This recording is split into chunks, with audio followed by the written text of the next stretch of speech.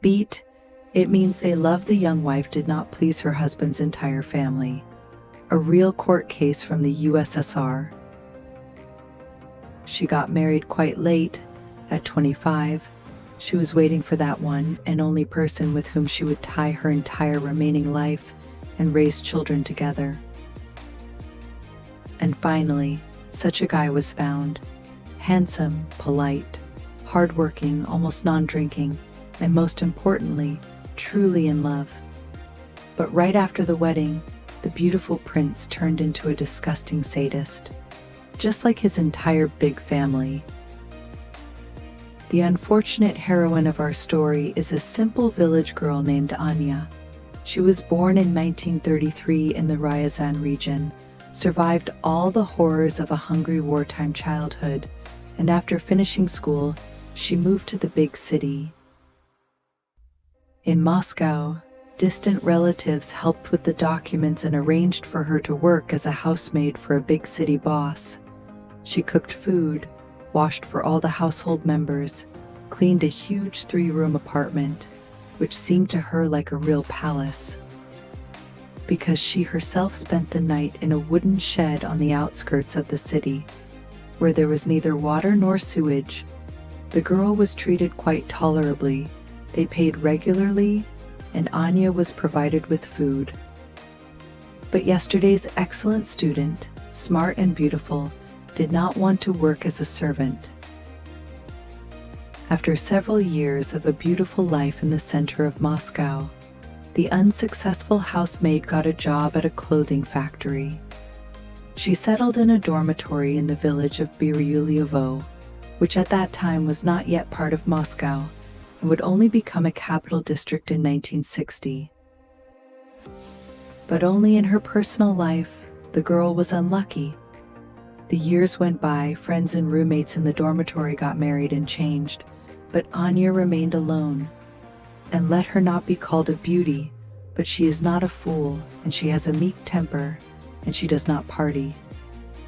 She preserves her honor for her husband. Behind her back, they whispered too picky. There was no shortage of potential suitors, but she turned down one guy because he came to the date drunk, refused another one an evening escort after he got into a fight with another one of Anya's suitors, and gave the third one the cold shoulder when she found out that he had left his pregnant bride.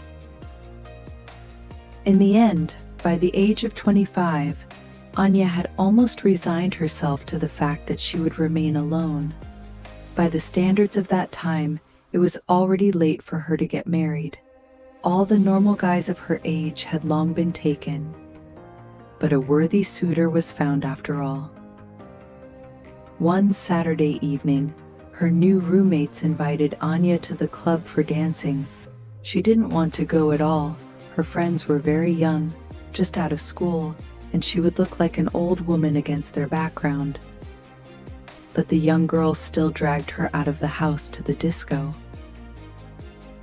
And as soon as the first dance began, a young man invited Anya. A little younger than her, sturdy, tall, and most importantly sober and not at all impudent. He introduced himself Peter. He works at a car base. Drivers at that time earn quite well. Peter did not leave Anya that evening and offered to escort her. He did not allow himself any liberties on the dark alleys of the park. He brought the girl to the dormitory and suggested meeting the next Saturday. Anya nodded and disappeared into the doors. Peter did not impress her at first. She did not plan to go on a date a week later and quickly forgot about the potential suitor. What a surprise it was for her, and the astonishment of all the inhabitants of the female dormitory when the young man, not waiting for her in the club, showed up himself the next morning. Then he came again and again. Friends convinced Anya that this is him, the very one, sweet and unique, whom you have been waiting for all these years. And the girl herself understood that this might be the last chance. Long courtship was not needed. Literally a month later, Peter made a proposal, and Anya immediately agreed. While preparing for the wedding, the groom finally introduced the bride to his family. Peter lived with his mother and two older brothers, all in the same Bariliovo. They had their own house, but it was quite small. A flimsy partition divided the living space into 2 rooms in one. The middle brother Ivan lived with his wife and 2 children. In the other, the mother lived with 2 adult sons. But Anya, used to living in plain sight in dormitories, was not scared by the embarrassment. Moreover, the future mother-in-law promised that they would soon build an extension to the house, where the newlyweds would settle. Anya's happy family life lasted only a few months. From the very first days, the modest girl began to understand that she had gotten into a not quite ordinary family. The marital bed, as well as the beds of the mother and older brother Vladimir, were located in one room. They were only separated by curtains. The intimate life of the newlyweds was heard by everyone, even by the middle brother Ivan behind the wall. And vice versa. Vladimir, without any embarrassment, almost every night, brings home drunk and easy girls. He himself is constantly drinking. Anya can't sleep because a few meters from her, there is debauchery and drunkenness, and often fights. The girls who do not please him, the older brother beats and throws out of the house. For one such case, he even received a suspended sentence. But it seems that the behavior of Vladimir does not bother other household members. It's even scarier behind the wall. One day, Anya wakes up from terrible screams. Ivan's wife is screaming in pain and fear. The brother-in-law turned out to be a real sadist. He hardly drinks, but if he does come home from work drunk, he starts taking out his anger on the only person who can't fight back, on his wife. Later, Anya learns that this is already his 3rd marriage.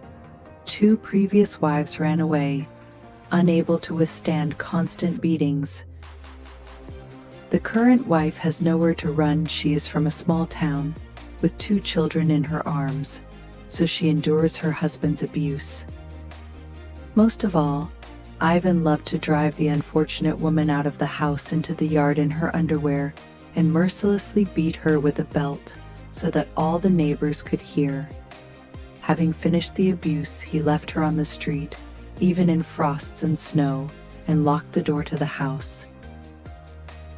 Neither the mother-in-law nor the husband's brothers let the beaten woman into their half. She lay on the porch and begged for forgiveness until finally Ivan allowed her to crawl in. Anya did not intend to interfere in someone else's family and set her own rules.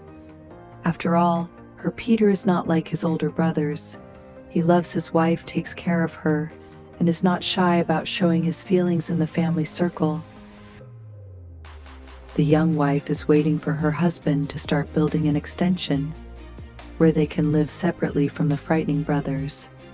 One day, Anya tells Peter that they will soon have a child. It seemed that the husband was ready to carry his wife in his arms. Everything changed in an instant. On a regular day off, the brothers called Peter to the pub. Anya began to persuade her husband not to go.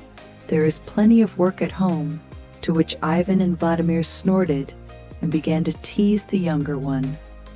You are henpecked. Peter left, and obviously the brothers' taunts continued over a bottle. Because when he came home, he was drunk and furious. Without saying a word, he attacked his pregnant wife with his fists. That day, Anya was beaten for the first time in her life, so much so that she couldn't get up from the floor for a long time. The husband snored on the bed, and the mother-in-law didn't even get up from the sofa to help the daughter-in-law, who was soon to give birth to a grandson. The child was not hurt.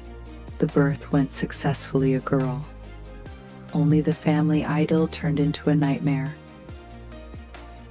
Peter was coming home from work drunk more and more often, and was getting out of hand for no reason, just like his brothers with their women. Anya endured the same as Ivan's wife. She hoped that her husband would quit drinking, and therefore the beatings would stop. She also had nowhere to run, and Peter began to copy the sadistic habits of the middle brother and drive the beaten wife out onto the street. Once he even buried her waist deep in the snow so she would know who the master of the house was. 2 years of torment. The last straw was the loss of the second child. On a frosty February evening in 1960, a drunk Peter once again attacked his pregnant wife with his fists. Anya did not wait for the end of the punishment, grabbed her daughter and ran out the door.